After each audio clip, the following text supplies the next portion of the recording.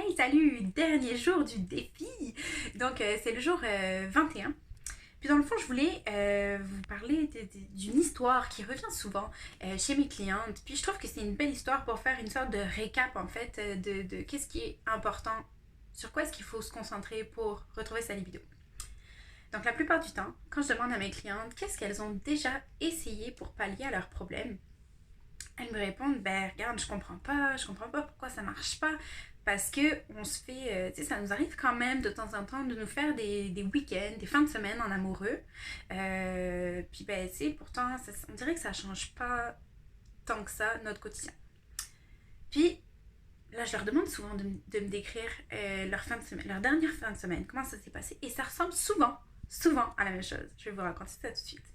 Dans le fond, on me dit, ben regarde, j'avais tout prévu, tu sais, on a mis les enfants chez les grands-parents, tout est sous contrôle, on avait bien organisé ça avec une belle petite auberge fancy, tu sais, on a pris un endroit avec un spa, on a réservé des beaux restos, une belle petite activité, pas d'enfants, donc tu sais, on a vraiment tout prévu là. Puis dans mon sac, j'avais même glissé un petit truc pour faire un setup de bougies, une petite tenue sexy.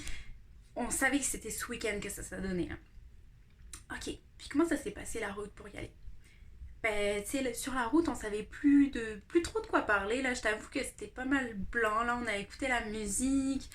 Oui, on a ri un petit peu, mais en fait, c'était principalement pour se dire oh mon Dieu, ben, tu sais, quand il n'y a pas les enfants, on sait plus de quoi parler. Hein.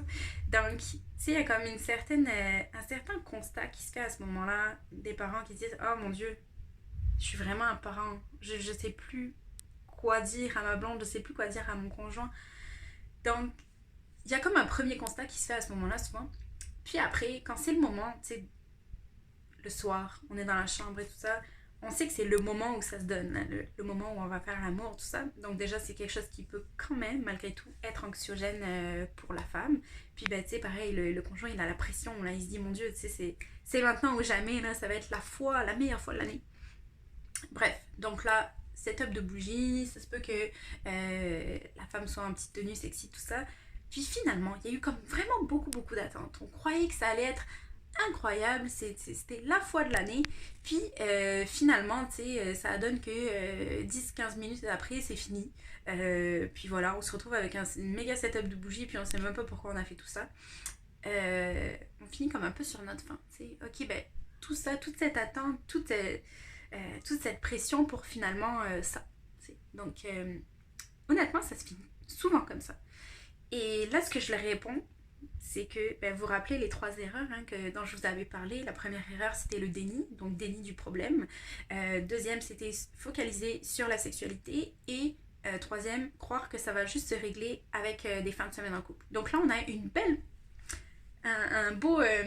un beau mix des trois, en fait, dans le sens où ben, les parents pensaient que c'est juste en allant se faire une fin de semaine de temps en temps, en prenant de temps en temps un petit peu du temps en couple, que ça allait se régler.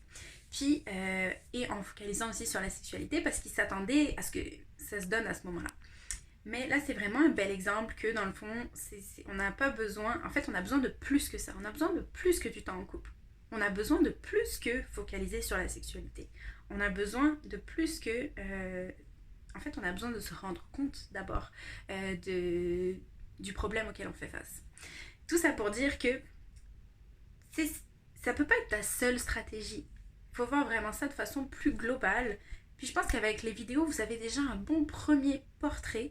C'est sûr que, tu sais, avec les outils que je donne, il va falloir que vous alliez creuser un peu plus. Tu sais, hier, par exemple, je parlais de communication sexuelle. Je vous invite à creuser là-dessus, tu sais, aller voir ce qui se fait, aller voir comment est-ce qu'on peut développer notre communication sexuelle. Mais bref, je vous ai donné des pistes pendant ces 21 jours, puis vous allez pouvoir, chacune en fait, selon ce qui vous a touché, ce qui est venu vous chercher, vous allez pouvoir aller chercher les outils, c'est évoluer dans ce sens-là, aller chercher, aller gratter un petit peu dans cette sphère pour être capable d'avoir un meilleur portrait ben, finalement d'où est-ce qu'elle vient, ma perte de libido. Pourquoi est-ce que je suis rendue là à ce moment-là et dans le même sens, qu'est-ce qui va m'aider à passer par-dessus. Donc, puis pour finir, écoutez, n'hésitez pas à venir me parler hein, Vous savez que c'est mon métier. Moi, je suis là pour vous aider avec vos problèmes de libido, avec retrouver la flamme dans votre couple. Donc, n'hésitez pas à venir me parler. Puis, on va se trouver un moment pour parler tranquillement. À très bientôt. Puis, il y a toujours le groupe. Bien sûr, le groupe est toujours ouvert pour vous. À très vite.